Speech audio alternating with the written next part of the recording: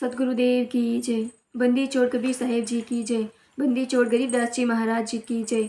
स्वामी राम देवानंद जी दादा गुरु महाराज जी की जय। बंदी छोड़ सतगुरु संत रामपाल जी महाराज जी की जय। सत साहेब, समाज के सभी जगत एवं भगत को मेरा प्रणाम। सत साहेब, मैं प्रेमा दासी, तहसील कुंभलगढ़, जिला राजसमंद, राज्य राजस्थान से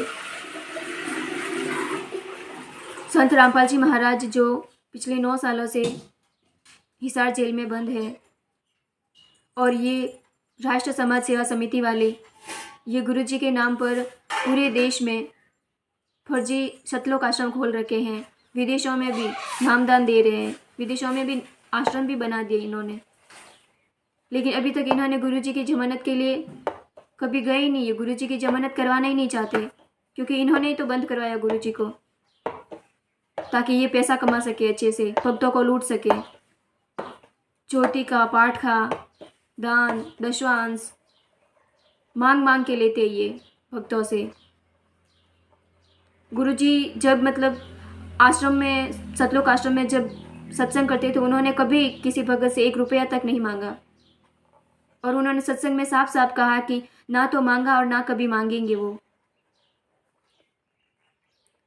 और ये लूट रहे भक्तों को राष्ट्र समाज सेवा समिति के लोग, कोऑर्डिनेटर। इन्होंने मतलब राष्ट्र समाज सेवा समिति ने पूरे देश में अपने लोगों को फैला दिया है। नाम दान दे रहे हैं, नामदान केंद्र खोल दिए 500 550 से भी ज़्यादा, और भक्तों को लूट रहे हैं। और भगत मतलब पूछते ही नहीं है इनको कि गुरुजी ने कब आदेश दिया।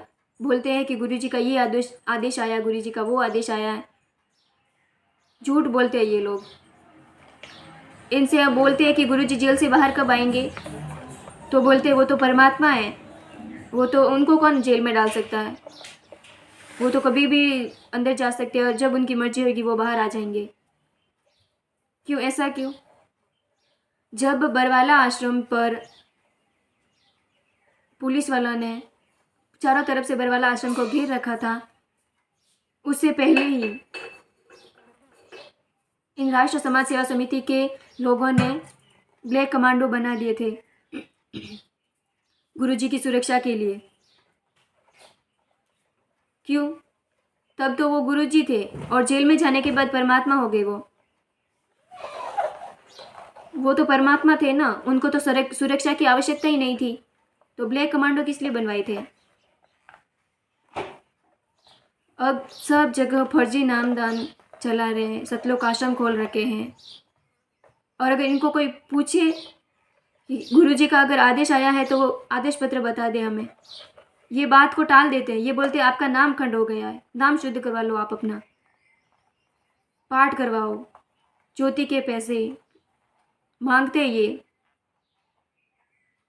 और फिर किसी भगत की हिम्मत नहीं होती है कि वो वापस इनसे पूछे। अंधे भेड़ की तरह लगे हुए इनके पीछे। और गुरुजी के लिए जो आंदोलनकारी जितने भी हैं, गुरुजी के बच्चे सारे उनके लिए लड़ रहे हैं, सच्चाई को सामने ला रहे हैं। उनके लिए ये पर्चे, पीले पर्चे निकलवा देते हैं कि गुरुजी का आदेश आया है। गुरुजी का तो कोई आदेश आया ही नहीं है। झूठ बोलते हैं ये लोग, क्योंकि इनका काला चिट्ठा सामने आ रहा है ना, इसीलिए।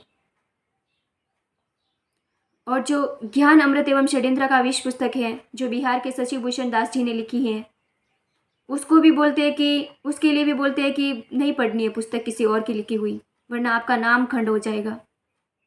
गुरुजी ने तो सत्संगों में बताया है कि अब भले किसी की भी लिखी हुई पुस्तक हो, आप पढ़ो उसको, तभी तो पता चलेगा कि उस पुस्तक में क्या लिखा है।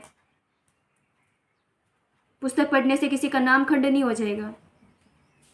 और गुरुजी ने जब सतलोक आश्रम बरवाला में सत्संग करते थे, तब तो उन्होंने कभी ये मतलब नहीं कहा था कि सतलोक आश्रम दूसरी जगह बनवा दिया जाए। उन्होंने कभी एक आदेश नहीं दिया था।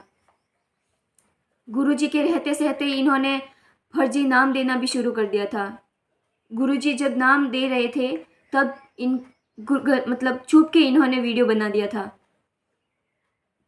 और वो वीडियो पूरे देश में विदेश में जहाँ पे नाम दान दिया जाता है, वहाँ पे डीवीडी के द्वारा चला के नाम दिया जाता है, फर्जी नाम जो किसी काम का नहीं। जब गुरुजी जेल में बैठे हुए हैं तो हम किसी और से नाम क्यों ले? गुरुजी जब बाहर आ जाएंगे तब ले लेंगे गुरुजी से नाम। गुरुजी ने कोई आदेश नहीं दिया है, तो भी क्यों ये मूर्ख संगत इन्हीं के पीछे लगी हुई है? कोई समझने को तैयार ही नहीं है। ये खुद तो पाप के भागी हो रहे हैं और दूसरों को भी बना रहे हैं, लूट रहे हैं भक्तों को फर्जी नाम देके। माया के भूखे हैं ये लोग।